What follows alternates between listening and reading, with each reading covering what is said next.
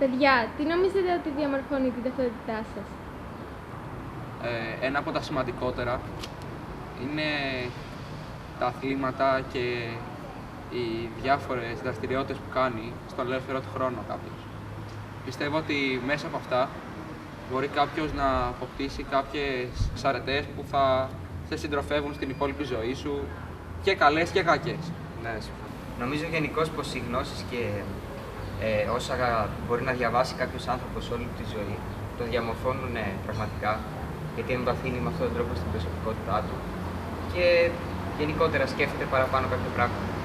Συμφωνώ, αλλά πιστεύω ότι είναι και η ηλικία ένας σημαντικός παράγοντας, καθώς οι εμπειρίες που αποκτά κάποιος παίζουν σημαντικό ρόλο στη διαμόρφωση του χαρακτήρα του και στη συμπεριφορά του γενικότερα. Συμφωνείτε? Ναι, συμφωνώ.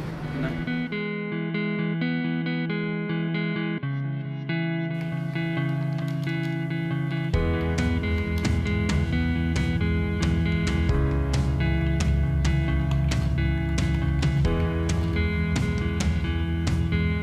Δεν υπάρχουν τόσες πολλές διαφορές, επειδή τα άτομα κυρίως προέρχονται από τις ίδιες περίπου κοινωνικές τάξεις.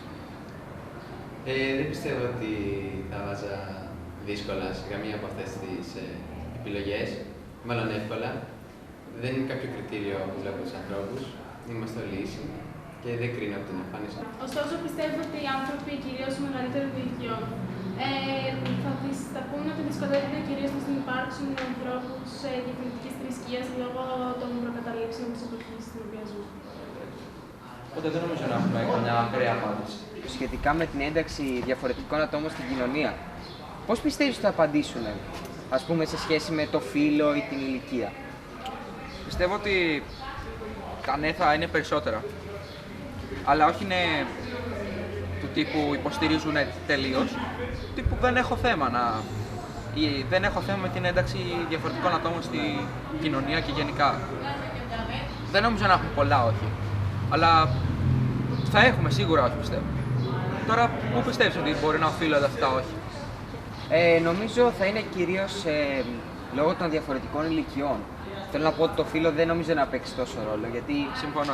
και τα νέα αγόρια και τα νέα κορίτσια έχουν περίπου τις ίδιες απόψεις. Ναι.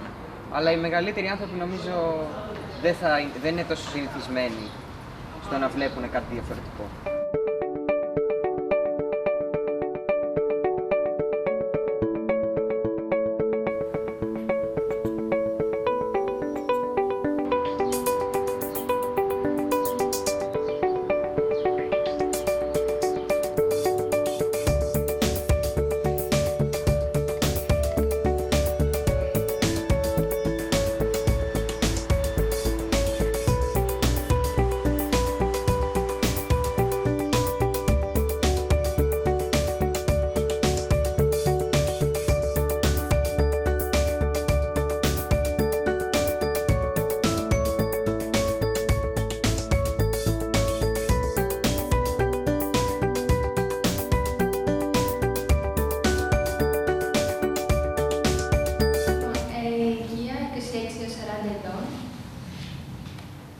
Κατά πόσο καθένα από τα ακόλουθα διαμορφώνουν την ταυτότητά σας?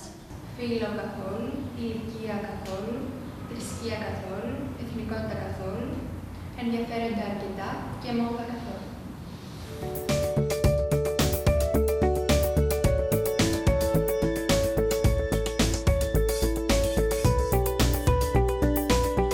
Από τι πιστεύετε ότι κινδυνεύει περισσότερο η ταυτότητά μας? Απάντησε τίποτα από τα παραπάνω.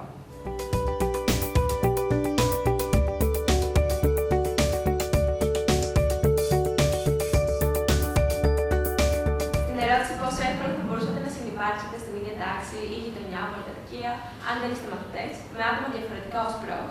Το φύλο απάντησε εύκολα, τη θρησκεία δύσκολα, την ηλικία εύκολα, την εθνικότητα δύσκολα, την υγεία εύκολα, τη μόρφωση εύκολα και τις αξίες σχετικά δύσκολα. Στην ερώτηση, πιστεύετε ότι η ένταξη διαφορετικών ατόμων στην ίδια ομάδα είναι προτιμότερη από τον διαχωρισμό τους? Γιατί? Απάντησε. Η ένταξη είναι μύθος. Στην πράξη, αργά ή γρήγορα έρχεται η ρήξη. Πολύ καλή απάντηση.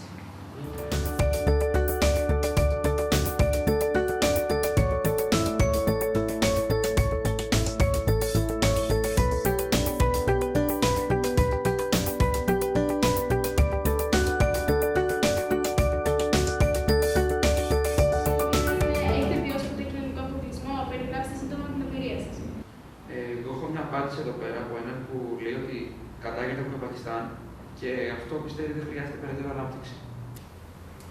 Ναι. Το πρόβλημα στη χώρα μας είναι ότι οι άνθρωποι διαφορετικής καταγωγής από εμάς συνηθίζουν να βιώνουν τον αποκλεισμό και τον ρατσισμό σε πολύ μεγάλο βαθμό.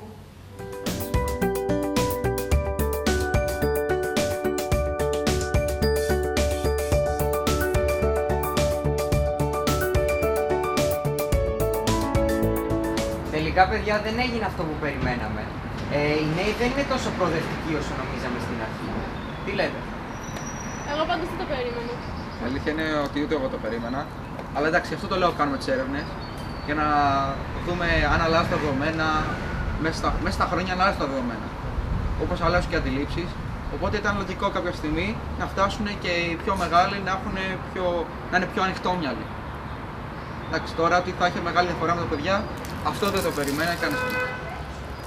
Βασικά, εγώ είμαι περίεργη να δω ποιοι ήταν οι λόγοι για τους οποίους οι νέοι δεν ήταν τόσο προοδευτικοί όσο περιμέναμε.